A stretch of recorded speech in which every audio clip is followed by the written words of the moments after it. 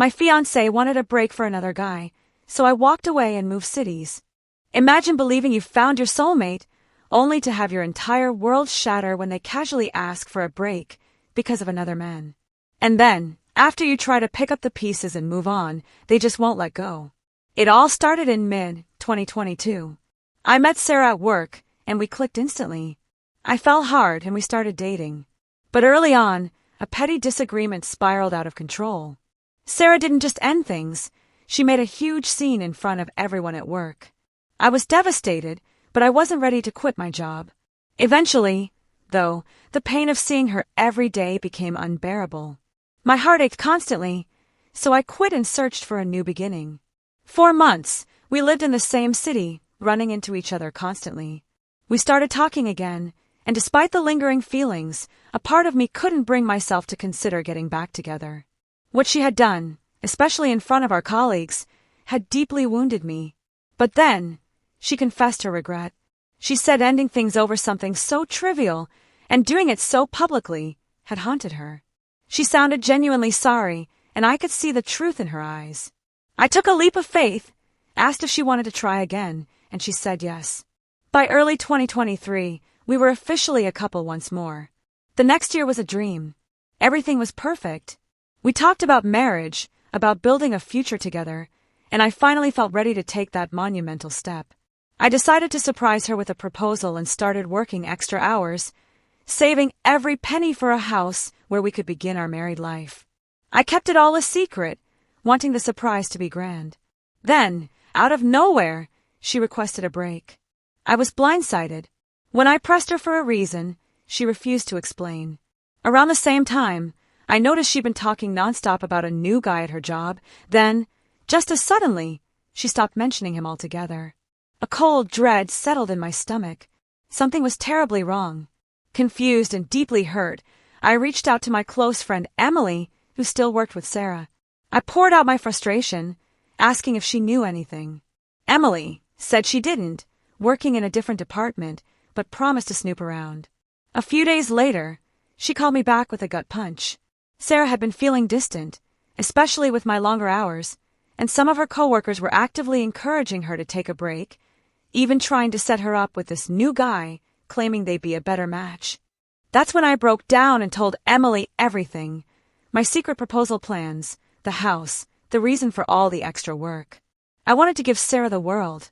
By the way, if you're still with me through this roller coaster, make sure to hit that subscribe button. There are always more unbelievable stories, just like this one coming your way. About 2 weeks later, Sarah called wanting to meet. I agreed, but I made it crystal clear, no talk until I got a real explanation for this break. She went on about how detached I seemed, how it made her feel I wasn't invested anymore. I told her, my voice laced with frustration, that if she'd simply talked to me, she would have known there was a reason for my actions, but it didn't matter anymore. Then she mentioned the new guy. Before she could even say his name, I blurted it out. She was stunned, asking how I knew. I'm not an idiot, I retorted. You abruptly stopped talking about him after constantly bringing him up. She swore she'd never cheated. I told her that hunting for someone better at the first hint of trouble could absolutely be considered cheating by some. At that moment, I'd had enough. I didn't want to hear another word. It didn't matter if she wanted to reconcile, I was ending things. The split left me utterly shattered.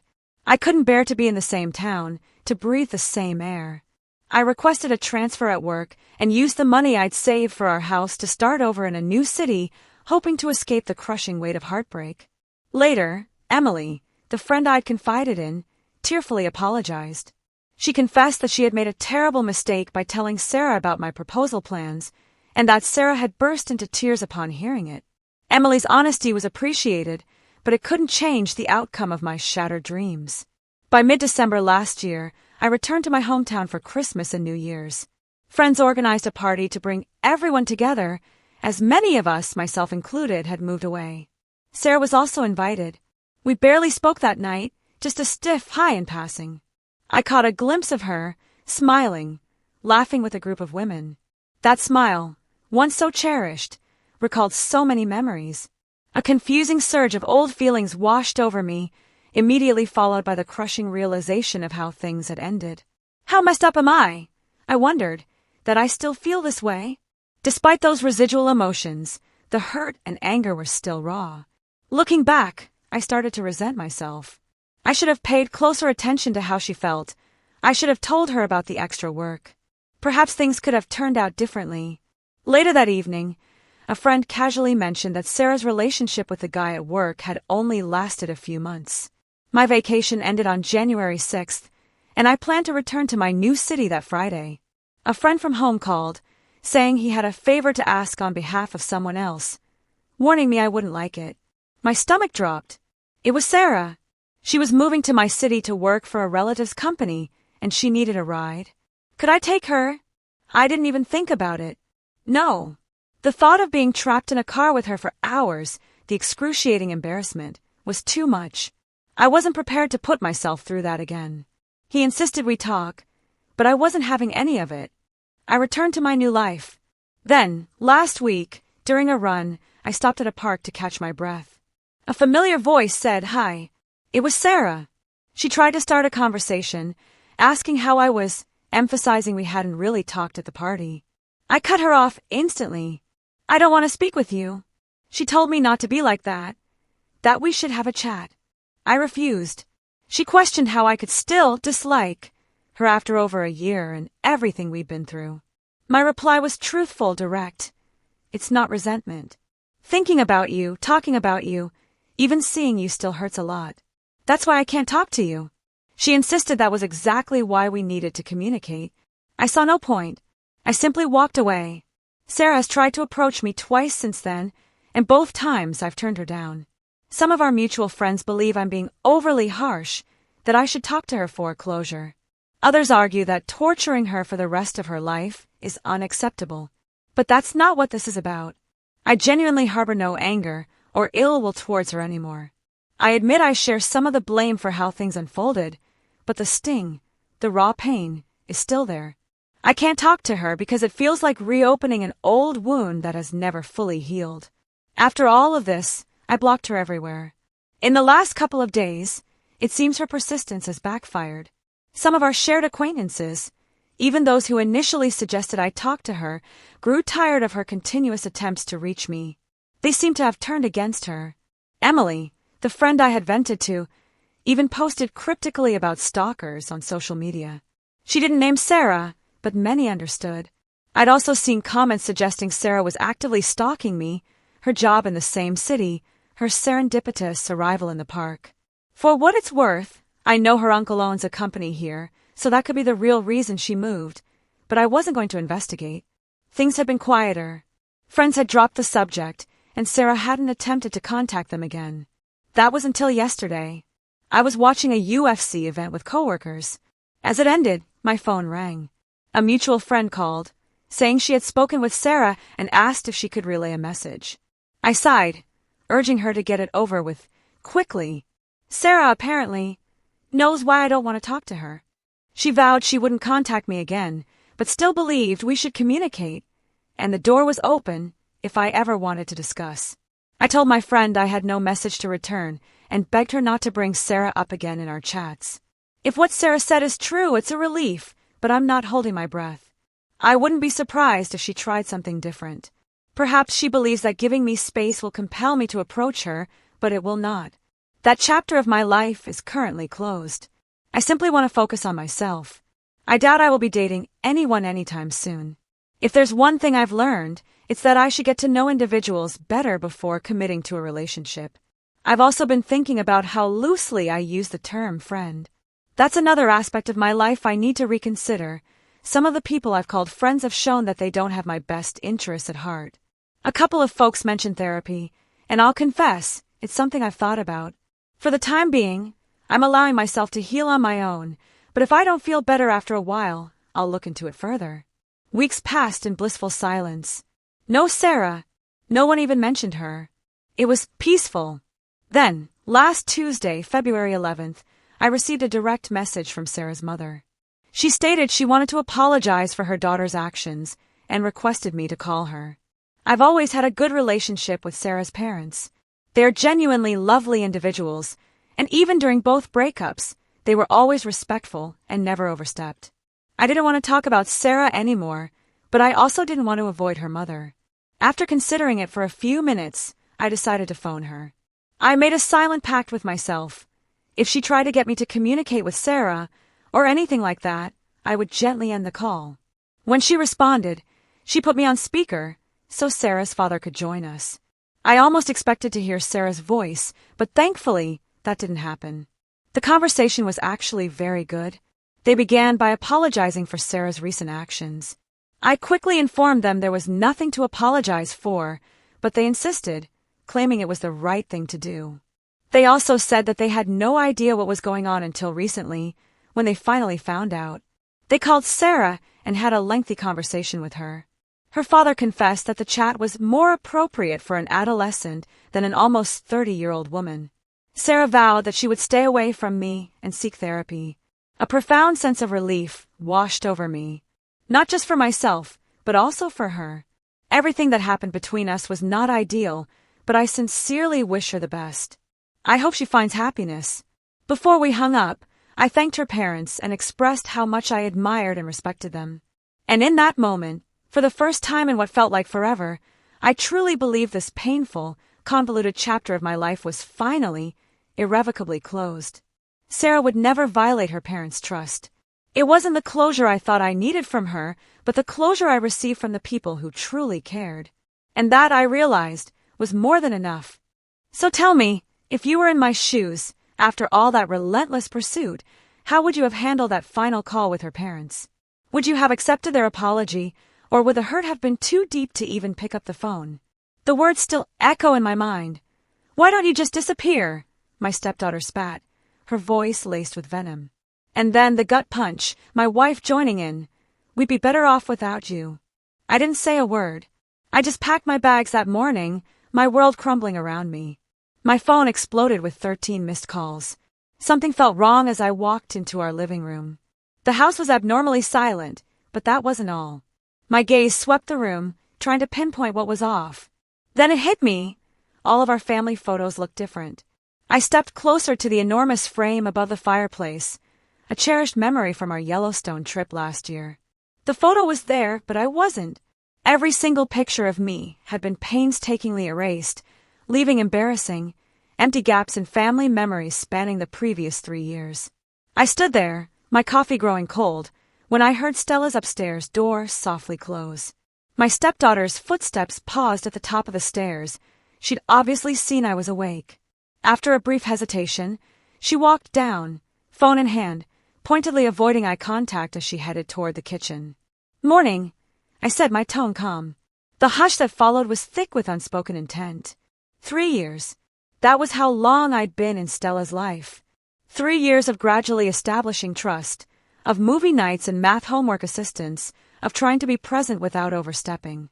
But at 16, she began to drift away. I expected ordinary teenage rebellion, but this felt different. It started last week when I offered to assist her with her chemistry project.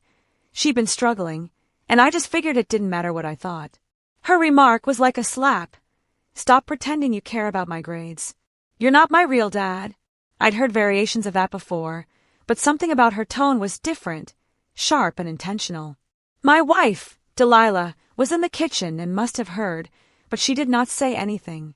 That quiet felt like taking sides. The tension grew over the week. Small things. Dishes left in the sink with pointed looks. Doors closed a little too harshly. Conversations halted when I entered the rooms. Delilah also became distant, avoiding my attempts to clarify what was going on. "She's just being a teenager. Thomas, don't make it about you." But everything burst last night. Stella was texting during supper, against our usual rules.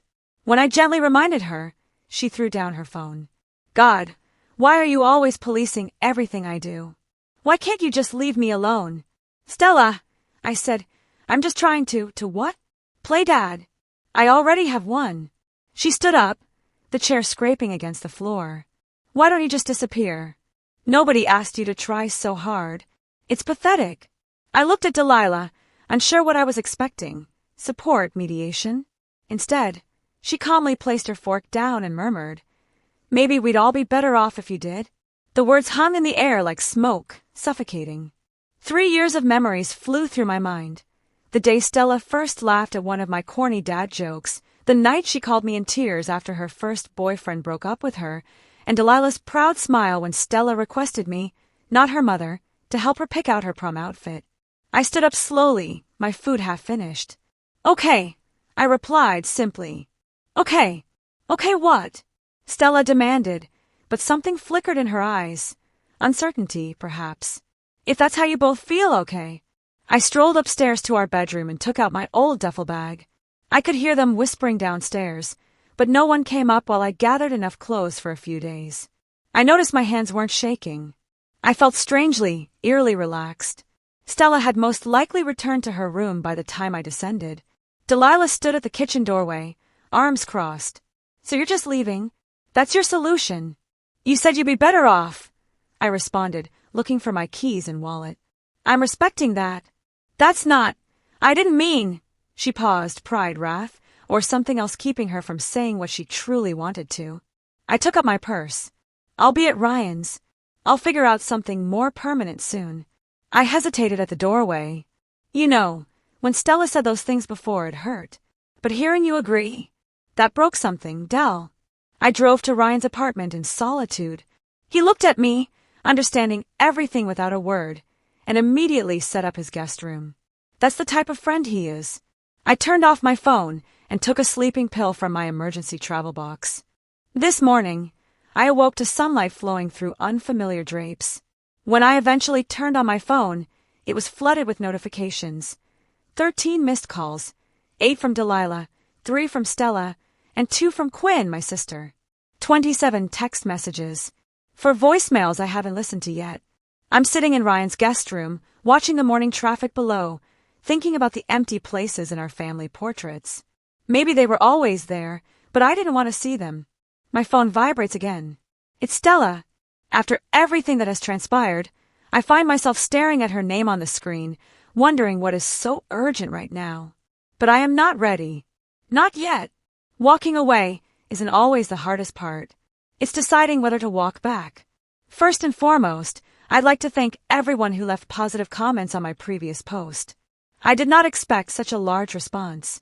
To answer the most common questions, yes, I have read the messages. No, I have not responded to any of them yet. And yes, I am still at Ryan's. This morning began like the others, me pretending to focus on work while glancing at my phone, debating if I should break the stillness. Then, Ryan dropped a bomb during breakfast. "Miles is back in town," he announced, sliding his phone across the table. On Facebook, there was a photo of Stella's biological father, posted at a local restaurant 2 weeks ago. The same Miles, who hasn't paid child support for 3 years. The same Miles who had missed Stella's last 4 birthdays. Suddenly, everything made sense. I scrolled through my messages again. Delilah's communications had evolved from "angry at you for running away" to very mature. "Thomas, instead of talking, you run away," to the concerned "please let us know you're fine," to something more complicated. Her most recent read, "There's something you need to know. It's Stella. Please call." Quinn arrived about lunchtime, ready with coffee and that non-nonsense expression she gives when she's about to meddle in my affairs. "You look like hell," she said, sliding into Ryan's couch. "Thanks. Always good to see you too, sis." She didn't smile. "I ran into Stella at the mall yesterday. That caught my interest." "How is she?" "Meeting Miles for coffee." "She didn't see me," Quinn said, observing my reaction closely. "She looked hopeful, you know. That look she gets, like when she's trying not to get too excited about something." I understood exactly what she meant. It's the same expression Stella had when she was accepted to the summer camp last year, as if she was terrified to believe something good was happening. "Did you know he's been messaging her for months?" Quinn asked, promising to make things right this time. My stomach turned. I checked Stella's Instagram, which I rarely do. Her most recent post was a snapshot of her in Miles's arms, captioned, "Real family time." Her friends' replies were loaded with heart emoticons, and none of them were aware of the devastating background. Ryan, who had been quietly listening, eventually piped up, "Remember what happened last time he showed up?" Stella was 13. I remembered. Miles had arrived with huge promises, stayed for 2 weeks, and then vanished again. Stella remained in bed for several days afterward. Delilah and I spent months regaining her trust, assuring her that she was enough, that she deserved more. As if on cue, my phone lit up with a text message from Delilah. He's asking her to move in with him. She's actually considering it. Please, Thomas, I know you're angry with me, but she needs you. I began typing multiple responses. I deleted them all. What could I possibly say? Sorry you told me to disappear, but now you need me to reappear? The entire event seemed like a terrible joke. Then followed another notification. Stella's latest Instagram post. A photo of college brochures scattered across her bed. The headline reads, "Big change is coming. Sometimes you have to choose your real path." Miles said those precise words 3 years ago, right before he traveled across the country to pursue his true passion and stop returning Stella's calls. Quinn must have noticed something on my face. What are you thinking? I glanced at my phone, at Delilah's message. Then I quietly said, I'm thinking about the day I married Delilah. Remember what Stella said in her speech, how sometimes family finds you when you're not looking for it. Quinn nodded. And now, I sighed. Now she's posting about her real family and her real path while Miles plays Father of the Year. He's got her convinced. My phone began to ring, and I came to a stop. Unknown number. Thomas, this is Miss Anderson from Riverside High. I'm Stella's guidance counselor. I know this is unusual, but I need to speak with you about some concerning changes in Stella's academic plans and recent behavior. Would you be able to come in tomorrow morning? I consented to the meeting, my thoughts racing. Stella had maintained straight A's since freshman year, anxious to attend a good institution. What might have changed? Quinn and Ryan both looked at me expectantly as I hung up. So, Quinn asked, I think it's time to stop being silent. I took up my phone and eventually opened Stella's voicemail. Her voice was low, unlike her normal assurance. I know you probably hate me now, and I get it. I need to tell you something about why I said those things, about Miles. Please, call me back. Something in her voice reminded me of the 13-year-old girl who would check the mailbox every day, hoping for a letter that never arrived. I have a meeting with the guidance counselor tomorrow at 9 o'clock. After that, I believe it is time for some honest conversations. Because disappearing occasionally allows you to view things more clearly from a distance. The school's number is still shown on my screen. Next to it is a text notification from Miles to our family group chat, which I am still a part of. Great news! Big announcement at dinner tomorrow night. I have a feeling I know what the announcement will be. And I will not let history repeat itself. If you're finding the story as infuriating and heartbreaking as I am, please do me a favor and hit that subscribe button. It helps me share more deeply personal journeys like this one with you. I spent the last hour figuring out how to write this update. The meeting with Miss Anderson showed something I had not expected. And what happened next? Well, let me start at the beginning. I arrived at Riverside High early and observed students rushing to the first period. A couple of Stella's classmates knew me, and their quick glances and murmurs informed me that stories about my absence had already circulated. Miss Anderson did not waste time. After I sat down, she began. Stella submitted paperwork to withdraw from her advanced placement classes yesterday, she explained, sliding a form across her desk.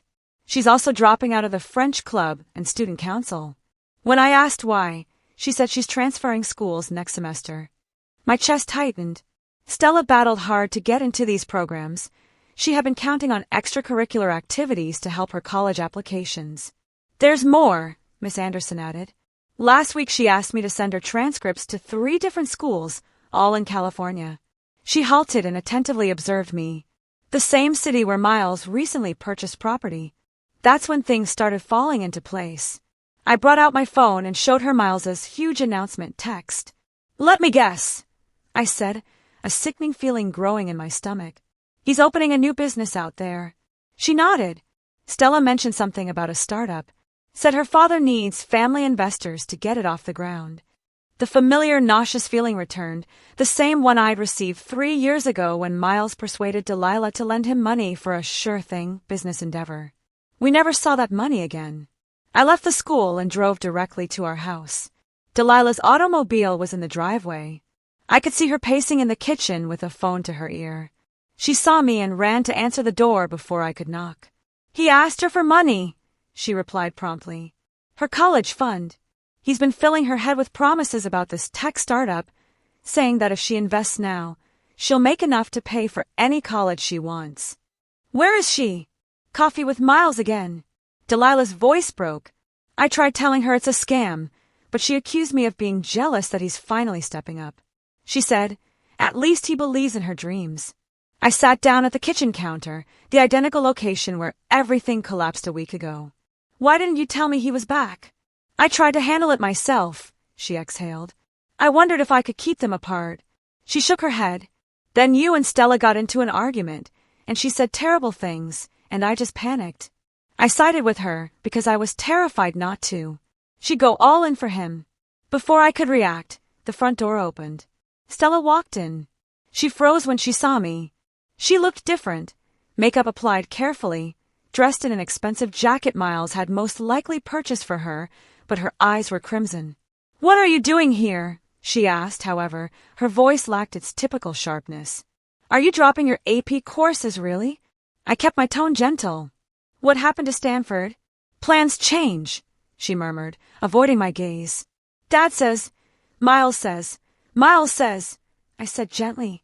Something flickered on her face. He has connections out there. The startup is guaranteed, too.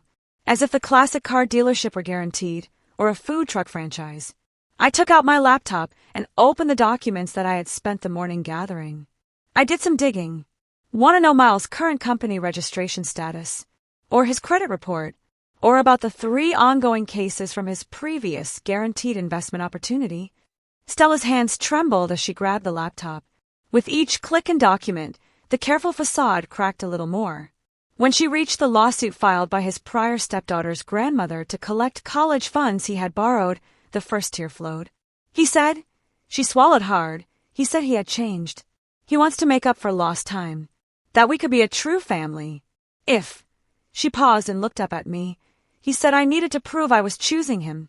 That you were the reason he remained away. You took his place. Oh, sweetie. Delilah approached, but Stella stepped back. I knew, she said quietly. I guess I knew, but I desperately wanted to believe him. Her phone vibrated. Miles sent another SMS. She stared at it for a long time before shutting it off entirely. I have to go, she murmured, quickly rushing for the stairs. I need to think. We let her leave. Sometimes, the most generous thing you can do is provide space. Hours passed. Delilah and I talked. Truly talked for the first time in weeks, regarding worries and blunders about Stella, Miles, about us. Around midnight, I was preparing to return to Ryan's when my phone lit up with a text from Stella. I messed up. Everything's messed up. Can we talk? I mean, really talk? Not about Miles or money or anything. Just remember when we used to have ice cream after my dancing classes, and you'd let me rant about school drama? Could we do that? I know I don't deserve it, but I'm composing this from my car, which is parked outside our local ice cream shop. It's supposedly closed, but the owner recognizes us. We've been coming here for 3 years. He is staying open late just for us. Stella just arrived in her mother's automobile. She's sitting there, probably gathering up the nerve to enter, exactly as I am. Sometimes the most difficult conversations begin with the slightest steps, or in this case, mint chocolate chip ice cream at midnight. That night in the ice cream shop altered everything. Stella spoke for hours about Miles's manipulation, her anxieties, and her guilt. But it was something she said in passing that piqued my interest. Miles had asked Jessica to get her friend's parents to invest in his firm as well. Something clicked. I remember the lawsuits I'd discovered, a pattern of targeting families through their children. The rage I'd been hiding now had a purpose. You know, I explained carefully, what he's doing isn't simply ethically wrong, it is illegal. Stella glanced up from her melting ice cream. What do you mean? I described securities fraud and unlawful investment techniques. Her eyes widened as she took out her phone and showed me the group conversations where Miles was directly soliciting investments from children. That night, after sending Stella off, I made some phone calls. Quinn has a friend in the SEC. Ryan knows someone in the district attorney's office. By the morning, I had a plan. Miles didn't see it coming. He was too preoccupied with his big announcement dinner, where he intended to persuade Stella to hand over her education fund. He had also invited the parents of some of her friends, adding to the list of prospective targets. The dinner was held at an expensive restaurant. Miles was in his element, discussing Silicon Valley connections and assured profits. I waited for the appetizers to arrive before rising up. "Before we continue," I said, "there are some people who'd like to join us." On cue, 2 federal agents and a state investigator entered. Miles' face changed from confident to confused to terrified in seconds. Miles was operating more than one fraud, it seems. The detectives discovered 7 different fraudulent schemes in 3 jurisdictions. Every time he reconnected with Stella over the years, he would set up new victims. The classic automobile dealership that cost Delilah her funds was part of a broader scam scheme. The food truck franchise followed the same pattern. But here's the beautiful part. He gotten sloppy this time. He had documented everything in texts and emails to Stella, believing she would never turn against him. When she forwarded the messages to the investigators, his fate was sealed. And the parents present at the dinner? They wore wires. Every promise, lie, and illegal investment pitch was recorded. Miles tried to run, knocking over a waiter before sprinting for the door. He took 3 steps before being stopped by security. As they led him away, he gave Stella that manipulative puppy dog expression that she had fallen for so many times. "This is all a misunderstanding, sweetie. Tell them. I am your father." Stella stood up, shoulders straight. "My father's right here," she said, taking my hand, "and he just watched you get exactly what you deserve." The aftermath was intense. News coverage, victim statements, more families coming forward. The investigators discovered over $2.3 million in stolen funds. Miles estimates 15 to 20 years.